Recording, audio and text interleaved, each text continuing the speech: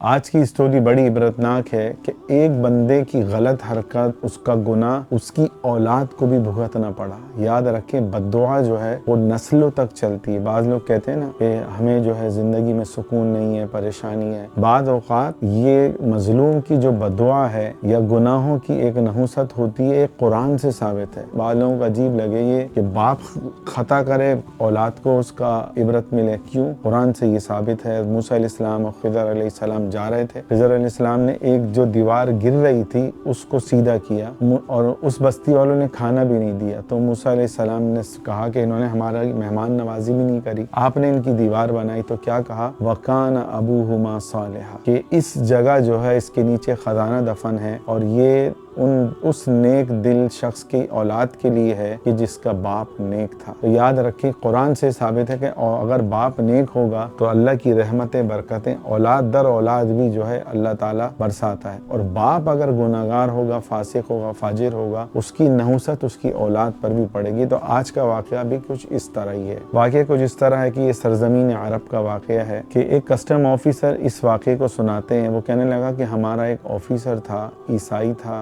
बड़ा जालिम सख्त तबीयत का मालिक था। तो वो कस्टम ऑफिसर कहता है कि एक मुसाफिर मियाँ बीवी आए, उस मुसाफिर के सामान से हशीश बरामद हुई। चुनाचे उस कस्टम ऑफिसर ने उस मुसाफिर को इतना मारा और उससे इकबाल जुर्म करा कि वो मना करता रहा कि ये मेरे पास नहीं थी, ये कहाँ से आई मुझे नहीं पता। और उस पे इतना मारा कि उस आदमी का पेशाब निकल गया और वो उस लोगों को बुला के उसको जलील रुस्वा भी करता रहा कि देखो इसने ये हरकत की है और गैर कानूनी काम किया है और देखो आज इसकी जिल्लत और रुसवाई का दिन है। इसके बाद वो कस्टम ऑफिसर कहता है कि अल्लाह का हुक्म कुछ ऐसा बना, ऐसे मामलात बने कि मेरी वहाँ से जॉब जो है मैंने खुद ही छोड़ी और फिर 20 साल के बाद मैं हरम में था, दुआ कर रहा था, तवाफ से फारिग हुआ, मैंने एक आवाज़ सुनी और मुझे वो आवाज़ जानी पहचानी लगी। तो मैं उस आवाज़ की तरफ मैंने देखा तो मुझे लगा कि एक बंदा है जिसको मैं जानता हूँ। तो मैं उस बंदे के करीब गया, वो रो रहा था। मैंने सलाम किया कि मैंने आपको कहीं देखा है। वो कहने कि तुम्हारा हाफजा बड़ा कमज़ोर है, मैं तुम्हारा वही ईसाई अफसर हूँ। तो मैंने पूछा तुम तो ईसाई थे, तुम कैसे मुसलमान हो गए? उससे कहा तुम्हें याद है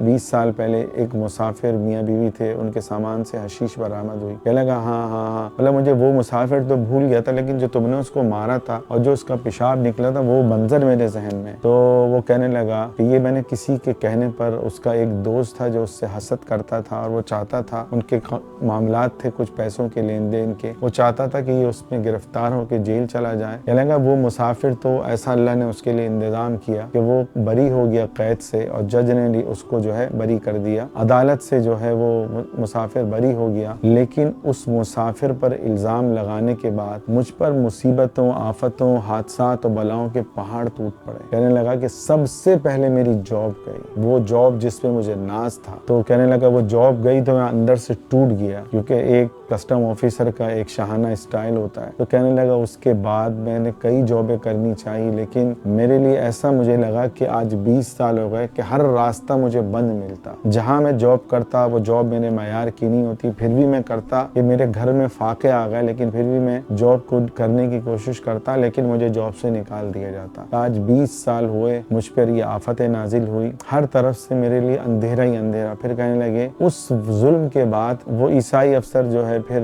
अपने दोस्त से कहने लगा कि इस वाक़ये के बाद मेरा एक बेटा और एक बेटी, उनकी बिस्तर पे रोज़ाना पेशाब निकलने लगा। मैंने उनका बहुत मुल्कों में इलाज कराया, मगर वो उनकी पेशाब की बीमारी नहीं गई। हत्ता कि वो दोनों अब यूनिवर्सिटी में जा पहुँचे हैं और उनकी ये बीमारी जो है अब तक दूर नहीं हुई, क्योंकि मैंने किसी से सुना कि मजलूम की बद्दुआ और उसकी आह जो है वो पीछा करती है। फिर कहने लगा कि मेरी औलाद का अब ये है कि वो शादी करना चाहते हैं, हमारे ख़ानदान में कोई हमें रिश्ता देने को तैयार नहीं है।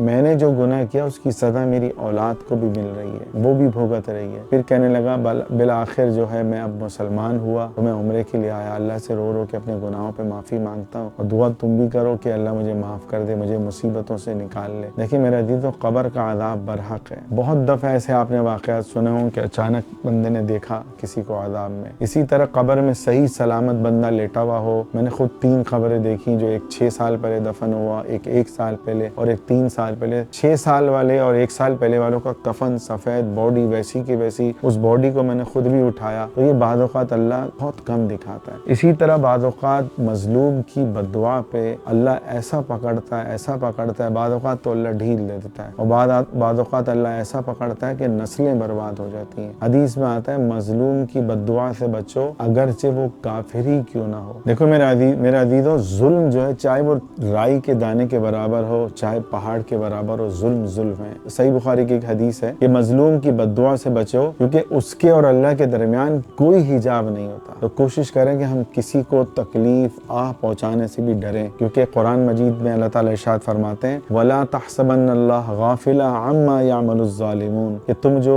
जुल्म करते हो याद रखो तुम्हारा रब तुमसे गाफिल नहीं है, तुम्हारा रब बाखबर है। आगे अल्लाह ताला इरशाद फरमा रहे हैं इन्नमा युअख्खिरुहुम लियौमिन तशख़सु फ़ीहिल अब्सार, कि अल्लाह उनको मोहलत दे रहा है उस दिन तक जिस दिन आंखें फटी की फटी रह जाएंगी। मेरे अजीजों, कोशिश करें किसी की आह लेना, किसी को तकलीफ देना, किसी को हाथ से, ज़बान से, या फिर जो है किसी तरह भी तकलीफ देना, हदीस में आता है किसी को हाथ के इशारे से भी डराने से बचो। तो कोशिश करें इस वाक़े से इबरत लें, और किसी पे जुल्म किया हो तो उससे माफ़ी मांगे। ऐसा ना हो कि उस जुल्म की सज़ा आपको 20 साल बाद मिले। तो मेरे अजीजों, मजलूम की बद्दुआ से बचें। ऐसा ना हो कि आपने किसी को पर जुल्म किया हो, किसी की आह ली हो और उसकी आह जो है आपकी औलाद तक भी पहुँचे। कोशिश करें कि अपने मामलात को दुरुस्त करें। अल्लाह ताला हम सबको जो है अमल करने की तौफीक अता फरमाए।